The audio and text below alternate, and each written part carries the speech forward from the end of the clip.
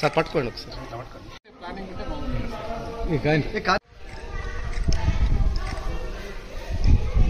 ఒక్క నిమిషం.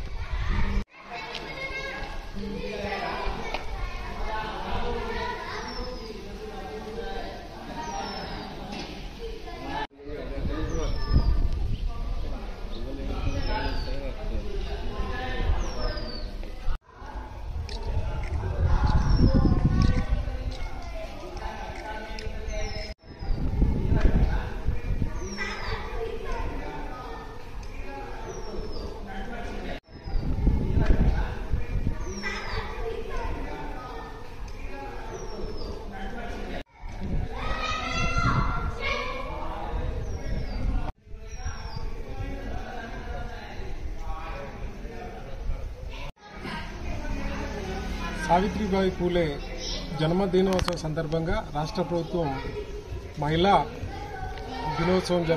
ఉపాధ్యాయ దినోత్సవం జరుపుకోవడానికి మరి ఆదేశించనైనది.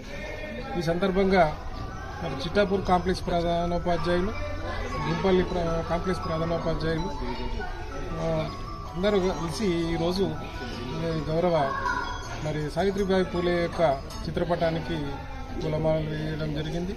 ఈ సందర్భంగా మహిళా సోదరీమణులను సన్మానించుకోవడం జరిగింది. నిజంగా రాష్ట్ర ప్రభుత్వం ఇంత మంచి నిర్ణయం తీసుకోవడం మహిళా మనులకు గౌరవంగా భావిస్తూ ఉన్నాం.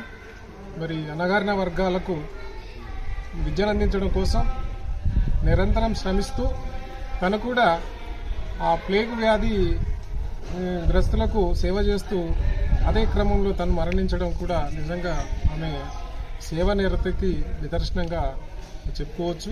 మరి రాబోయే కాలంలో కూడా మహిళా సోదరీమణులను ముందంజలో తీసుకురావడానికి రాష్ట్ర ప్రభుత్వం చేసినటువంటి కృషికి సర్వదా మేము రుణపడి ఉంటాం.